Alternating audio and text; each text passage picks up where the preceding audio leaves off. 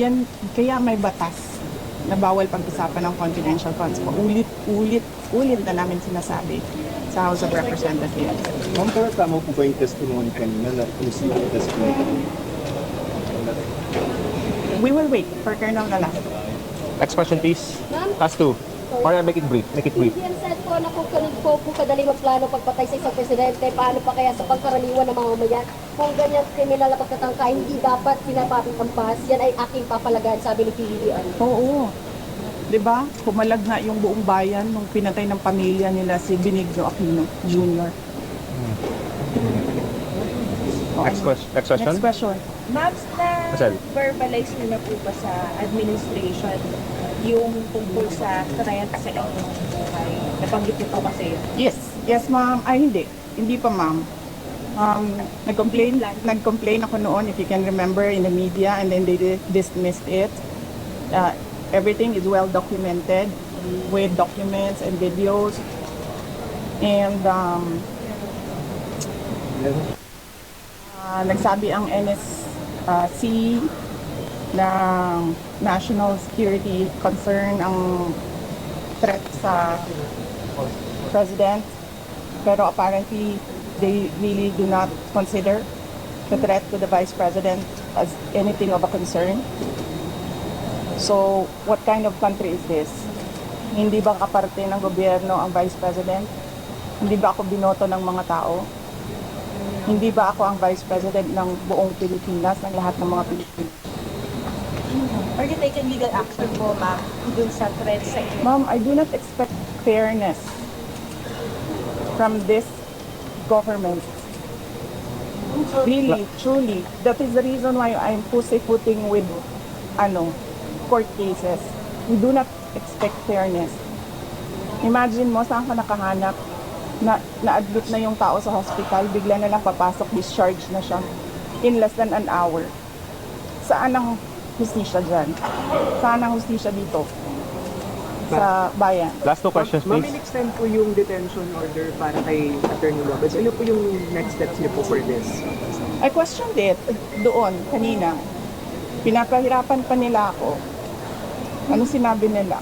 Dinetain nila yung tao dahil sa due process. Dahil, ano ba yung sinabi niya?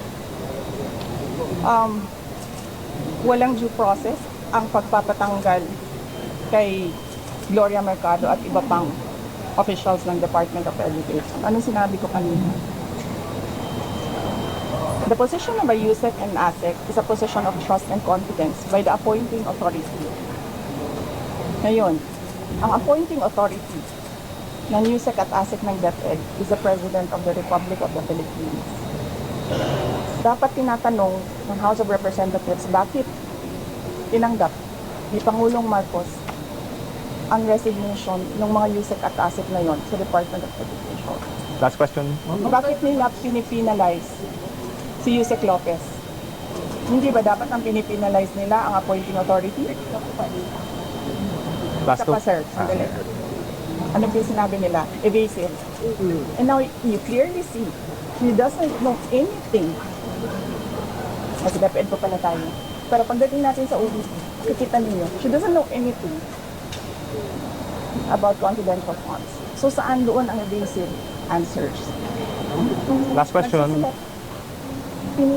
Penalize nila si Yusek Lopez for writing a letter to the Commission on Audit on the position of the Office of the Vice President regarding the release of documents regarding confidential funds.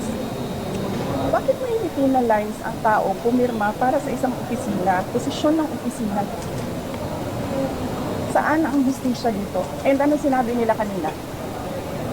Diba? Apparently, hindi nila alam ang batas. Ano sabi nila? Questionin mo na lang sa korte. Saan kami pupunta? Sa mga ginagawa sa amin. Mismong committee, alam na nilang mali yung ginagawa nila. Sabihin lang sa amin, pumunta ka sa korte.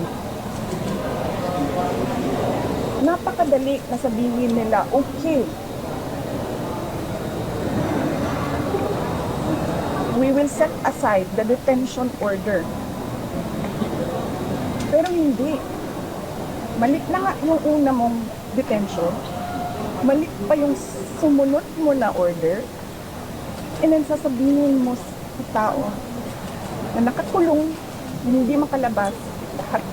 Kahit ako hindi ako makalabas basta-basta. Dalhin mo yan sa korte. Tama ba yun? Kayong mga taong bayan, tanongin ko kayo, tama ba na hindi alam ng ating House of Representatives kung ano ang mga batas?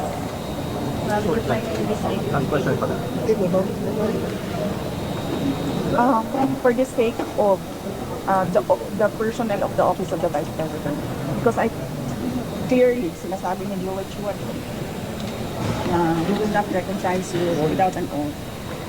And then, I'm continuing to question the constitutionality of their rules.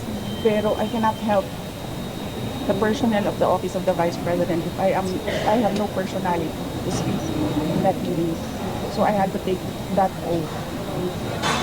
Pero, ay lang pa. Hindi na ako galit sa inyo. Papasalamat ako sa inyo sa pinili kay Isaac Lopez at sa lahat ng OVP. Will you go up to the Supreme Court to question? Kasi may jurisprudence naman on contempt powers of Congress. And yun lang ang sinasabi ko, sir, no, parang we don't trust anyone anymore in this country. We don't expect justice anymore in this country. This is clear political harassment, this is clear political persecution,